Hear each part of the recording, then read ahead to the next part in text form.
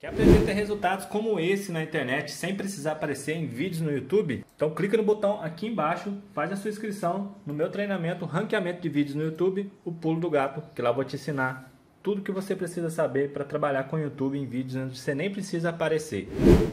E no vídeo de hoje do canal tem sequência dificílima do São Paulo, entrevista de André Silva e claro, muito mais ainda sobre bastidores, Carpini, Rames.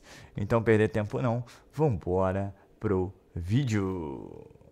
Quer dizer, a ideia dele para um time, para uma temporada, não se aplica ao futebol brasileiro de primeiro nível. Não se aplica. Não adianta você querer jogar intenso, tá com os mesmos jogadores, que é mais ou menos o que ele quer. Você só joga com os mesmos jogadores, ou a maioria deles, em sequência, se o seu tipo de jogo é como o do Diniz, é como o do Dorival, ou é tão azeitado como o do Palmeiras, que faz troca por minutagem. A troca do Palmeiras é diferente, por minutagem. Não é por jogo, é dentro do jogo. O Carpini, uma coisa é você jogar o Paulistinha, com todo o respeito pelo Água Santa, ou a Série B com o Juventude jogando uma vez por semana. Eu também jogo. Você entendeu? Então, assim, essa situação, ela tem que ser discutida quando você contrata o treinador. O São Paulo Futebol Clube vai voltar a Libertadores, vai jogar o Brasileiro e vai defender o título da Copa do Brasil. Como você vai administrar isso aí? Ah, eu gosto de jogar no 4-2-4, pau a pau. Não vai ser, filho. Não tem como. E ele estourou o time, ou o São Paulo estourou o time, já que ele quer dividir responsabilidades, antes de começar a temporada para valer. O brasileiro não começou. Pois é, mas eu já te fiz essa pergunta antes, e vou ter que repetir agora. E o Muricy nisso? Porque não é o cara para falar, Thiago, senta aqui, ó, vem cá. Mas se você for reparar, algumas coisas não, algumas coisas não. Mesmo. O time de ontem, o Rames Rodrigues, os três zagueiros. Três zagueiros mas e Rames isso é uma um time coisa que o Muricy cantou a pedra para eles. Eu até entendo que você começa um trabalho ganhando a Supercopa com uma estratégia para não perder para o Palmeiras e ir amarrando o jogo. E ganha nos pênaltis e quebra um tabu, que é um negócio extraordinário na história do São Paulo, porque nunca havia vencido na casa do Corinthians, e isso já dá uma inflada. Mas só que o ano começou antes. Não dá para o Muricy e o Carpini não conversarem. Ah, beleza, amigo, ganha essas duas aí, tá apto. Mas o Muricy não chegou a dizer, até na entrevista pro Arnaldo, que ele era de um jeito, foi modificando um pouquinho o seu jeito, porque ele é um ser humano. Claro que o tempo vai passando, ele foi ficando um pouquinho maior, foi tomando as decisões dele. As entrevistas mostram. Isso. Essa é uma questão que... Ele não era assim no começo. Exato. Ele não estava. Então, eu até entendi ele usar um pouco estatística e tal, porque ele não tem muito mais do que isso. O que ele teria? Ele tem a história? Para ele, não tem. Não, porque lá no Água Santa eu fiz tal coisa, ele não tem a os caras história. Vão olhar e falar... Ele fala de vez em quando, você fala, minha experiência não vale. Então. Não vale. Que ele usou um pouco isso. Eu até acho que vale, mas é que... O São Paulo tem o Fortaleza em casa, né? A abertura do Brasileirão. Aí tem Libertadores e Brasileirão. Aí tem Flamengo fora, Atlético Goianiense fora. Barcelona fora de casa, Palmeiras em casa e o Vitória fora. É olhar essa tabela, e eu não sei se você tem a mesma sensação que eu, Pedro Ivo, que o torcedor fica olhando e fala, putz, como é que vai ser isso aqui, esse jogo? Será que vai ter problema ali? E o Carpini, como é que... Porque ali nós temos adversários complicadinhos pro São Paulo, né? E no declaração o elenco fechou com ele, né? Claro, primeiro boa tarde a todos, né? É uma satisfação enorme estar falando com vocês aqui. Respondendo a sua pergunta, é um jogo difícil, né? A gente sabe que contra equipes assim, adversários assim, o jogo fica bloqueado. A gente precisa ali de encontrar os espaços, ter paciência. Muitas das vezes também o torcedor não entende isso, mas a gente está ali trabalhando com bastante afinco para poder solucionar o problema naquele momento. E a gente soube ter paciência, soube ter calma, e o meu gol veio no momento certo para poder desbloquear o jogo, para a gente também se sentir mais à vontade, o torcedor também conseguir, né, respirar também um pouquinho mais aliviado. E a minha emoção e era uma meta minha, estrear, fazer o meu primeiro gol com a camisa de São Paulo dentro do Morumbi.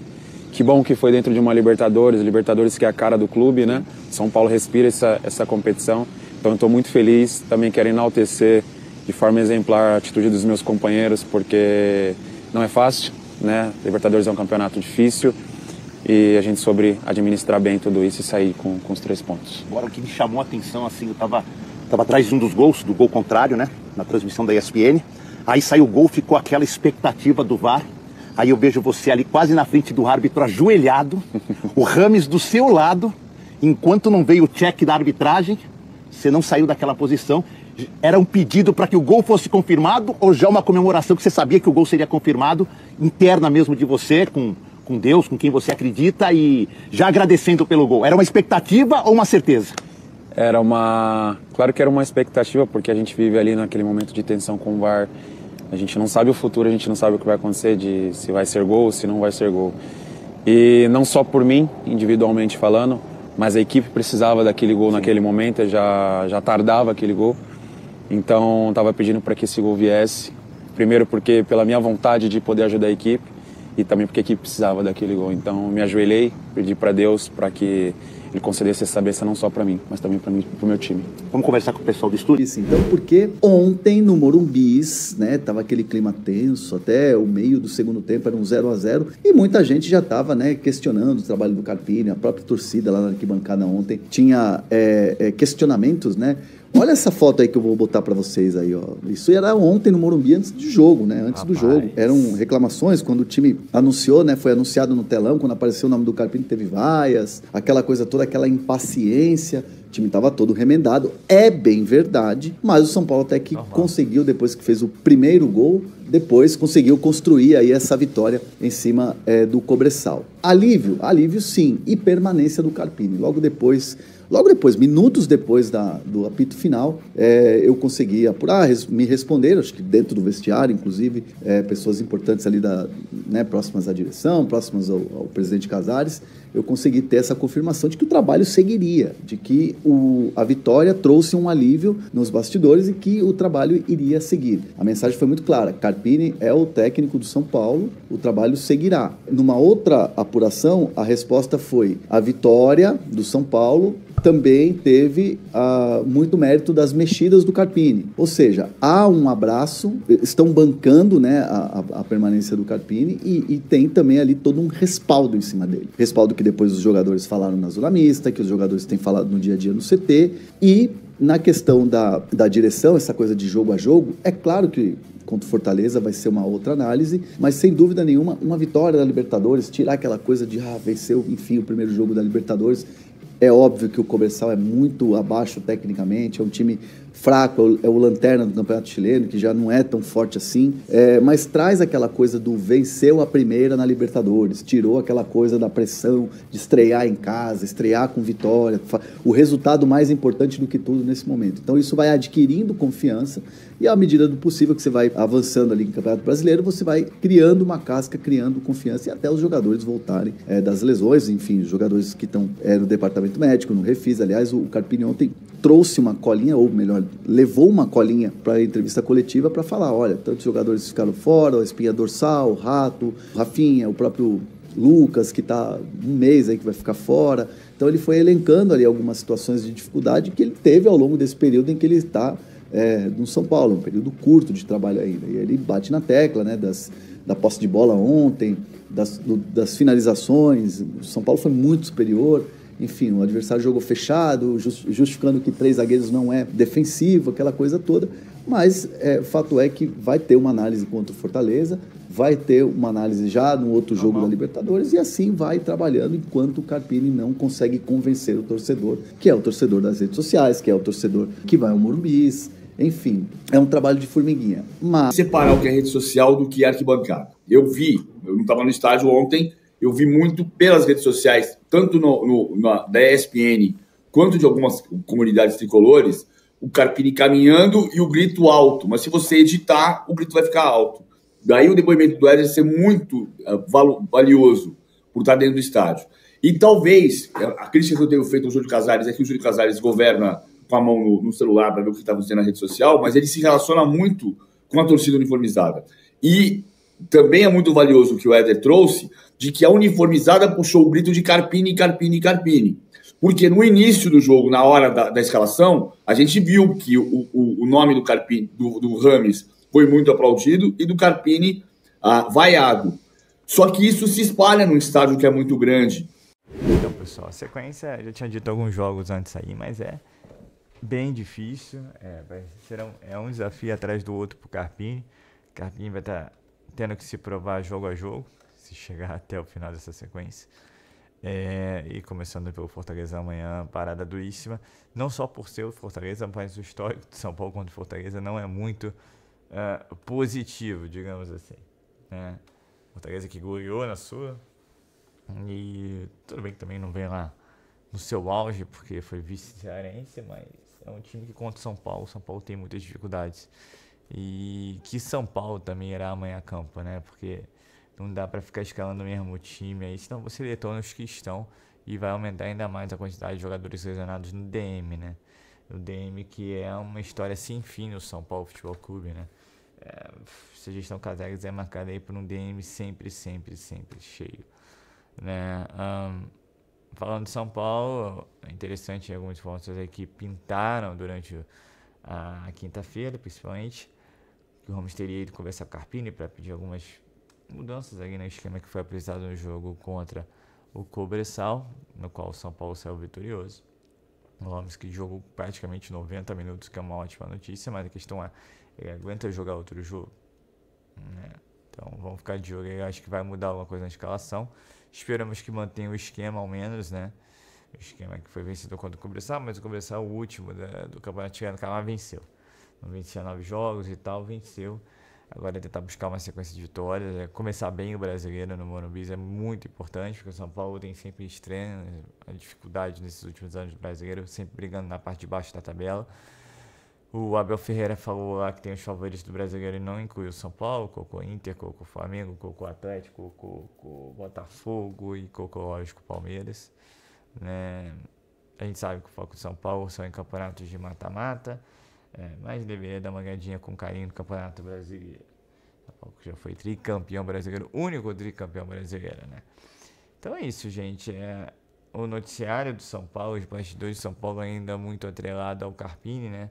Se o Carpini fica, se o Carpini sai, se sair quem vem para o lugar dele. De momento ele está respaldado, como ele mesmo diz, né? Até o próximo jogo, né? A verdade é que, assim, para ele se manter mais e mais respaldado, mais e mais tranquilo no cargo, ele precisa de vitórias. Fortaleza tem que ser a próxima vítima e depois aí você tem um poderoso Flamengo no Maracanã, essa parada mais do que dura. E aí, fim de semana, outro jogo que é bem enjoado, que o São Paulo também tem certas dificuldades, que é o Atlético Goianiense lá em Goiás, no estádio acanhado, um time enjoado. Então, assim, não vai ser parada fácil não, até o jogo contra o Barcelona do Equador, que também será fora de casa. Então, em 4 confrontos, o São Paulo tem 3 fora de casa. Então, assim, o Carpini vai ter que trabalhar muito e principalmente inventar pouco, né? Acho que esse esquema tá aí, é um esquema já bem conhecido do torcedor são paulino e que a gente espera que ele mantenha e aprimore, né? É claro que ele vai dizer que tem desfalques, não dá para usar todos os jogadores e tal, mas o que ele tem em mão são bons nomes. A gente pode ver quanto o Cobressal mesmo entrou Galupo, entrou Nestor, entrou no André Silva, entrou William Gomes, esqueci de um, mas entrou gente e a gente conhece quem são. Entendeu? E a gente tá falando de um time que não tem o Luiz Gustavo, não tem Rafinha, não tem o Lucas Moura, não tem o Wellington Rato. Então, assim, nem sabe quando vai ter esses caras. Pelo menos o Lucas Moura você tem ideia, não tem Ferreirinha. O Lucas Moura você tem ideia que é um mês. Ferreirinha você tem ideia que é de 10 a 15 dias. Agora, os demais, meu amigo, é um Deus nos acuda, né? Como foi o título da matéria de ontem. Mas a sequência é muito difícil para o São Paulo. E aí cabe a esses jogadores aí, como o próprio André Silva falou, honrarem a camisa, vestirem a camisa e buscar a vitória após vitória, né? Eu gostei muito da entrevista do André Silva. O André Silva fala muito bem. O André Silva, talvez o grande destaque do jogo de ontem, no sentido que entra, faz o gol e é muito participativo. E eu falo que eu gosto dessa ideia de 2 atacantes. E a colocação do Ronaldo é perfeita. Quando você tem 3 zagueiros e 2 atacantes, pode brincar de jogar bola na área, porque você tem 5 caras em tese altos que são fortes na bola aérea. Então, assim, é diferente. E sim, muito bem colocado. O São Paulo venceu aí o Tricampeonato Brasileiro. Uma das características era bola aérea, né? E você fala, mas tinha Borges, tinha Dagoberto. Esse cara Borges fazia gol de cabeça, gente. E não era lá grande, né? Não tinha grande estatura. Então é isso, gente. Não é demérito nenhum você ter bola aérea, né? Demérito é você não vencer. Que pro Carpini vai ser um problema, porque se ele não vencer, ele vai cair. Então acho que tem que treinar muito bola aérea, faz parte do métier, faz parte do menu futebol. Não vejo nenhum problema nisso. É claro que também interessante ter opções pelo chão e outras, né, jogadas, assim, só não ficar focado na bola aérea. né? Mas é isso, gente. É o São Paulo aí que, apesar da vitória contra o Cobressal, ainda vive um momento de pressão, principalmente junto ao técnico aí que não tem grande experiência, né? E que está tendo um grande desafio, talvez o maior desafio da vida dele. Então é isso, pessoal. Sou Marcelo Mazorra do canal Mazorra SPFC. E se você quer ficar ligado nas últimas notícias, nas novidades do São Paulo Futebol Clube, não deixe de se inscrever no canal, ativar o sininho para notificações. E se puder nesse vídeo, como eu sempre peço, deixe aquele likezão, tá ok? Saudações tricolores, uma ótima sexta-feira a todos, um ótimo fim de semana a todos. E lembrando que nesse fim de semana tem estreia do São Paulo pelo Campeonato Brasileiro. Então é isso. Saudações tricolores e valeu! Quer aprender a ter resultados como esse na internet sem precisar aparecer em vídeos no YouTube? Então clica no botão aqui embaixo, faz a sua inscrição no meu treinamento Ranqueamento de Vídeos no YouTube, o Pulo do Gato, que lá eu vou te ensinar tudo que você precisa saber para trabalhar com o YouTube em vídeos onde você nem precisa aparecer.